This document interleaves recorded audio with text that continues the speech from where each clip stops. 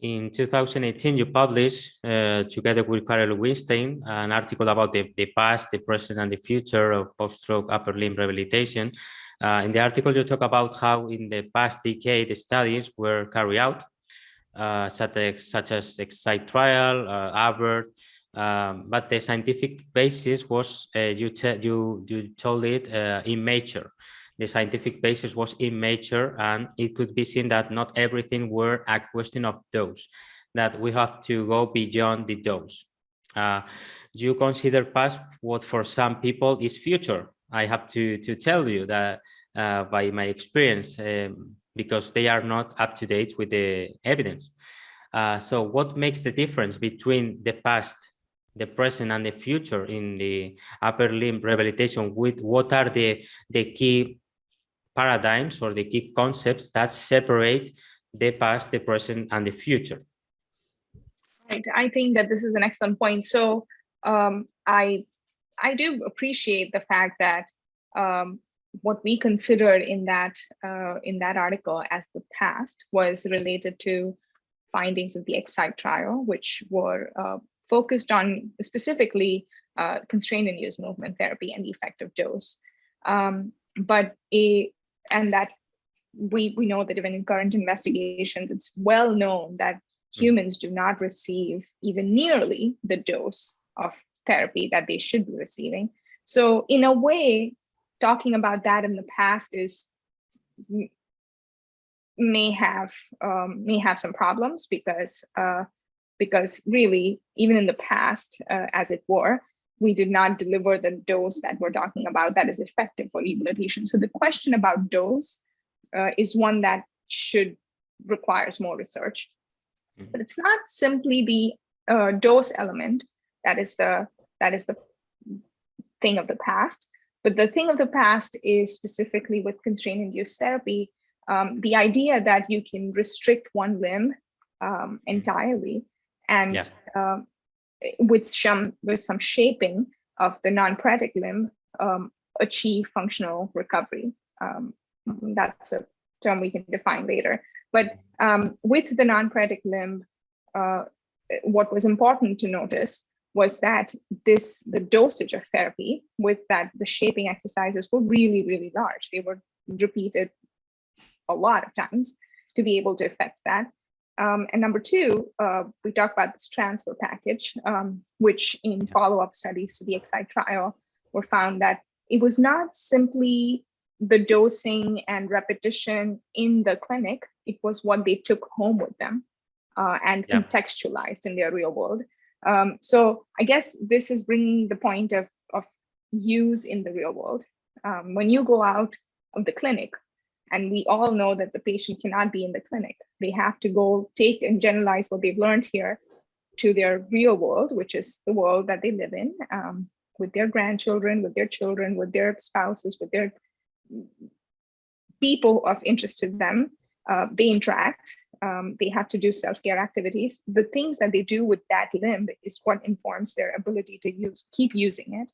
And this sort of triggers a cycle of reinforcement that continued success by continual use of that limb is what causes this virtuous cycle of use. And so that's the thing for the future. So if I wanted to connect the past, and one element of that past is dosing, which we still don't know the exact parameters for, I would say the other thing we know from that past is to modify what we existingly know about constraint induced therapy into understanding shaping and understanding how to generalize that shaping activity from the clinic into the real world and understanding real world behaviors. So yeah, that I think is the future, to best know the parameters for what might generalize, how people generalize, how much they use their limbs outside in the world. You speak about the present in terms of overcoming the concept of dose and going further with interventions that you said that are based on neural networks. That is quite interesting for me. To what extent does taking these neural networks into account help us in rehabilitation? What interventions are supposed to be currently based on these neural networks paradigms. What do you mean by neural networks? I wonder if you're asking about the detour networks that we referred to. Detour, these circuits. Yeah, so the general idea here is that I think the distinction comes from the fact that as clinicians, we talk about functional recovery in the clinic. And if you ask neurologists, they'll talk about recovery in the brain.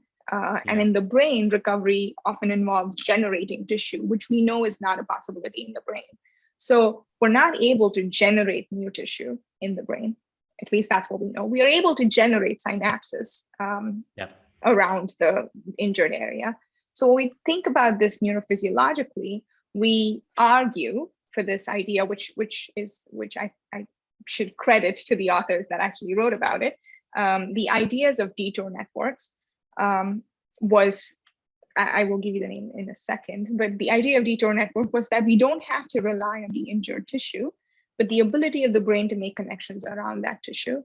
And it's not possible to make these connections very far off, but they have been the basis for how we understand these compensatory behaviors might arise, that people may show, may take advantage of this type of detouring around the tissue to be able to generate useful behaviors.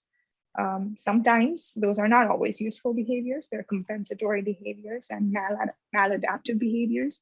But I think we're all trying to figure out what types of exercises and activities will engage those detour circuits.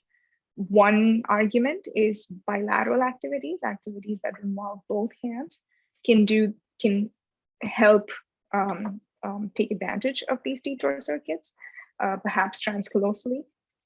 The other idea is in really severe patients using training of the quote unquote good limb or the ipsilesional limb.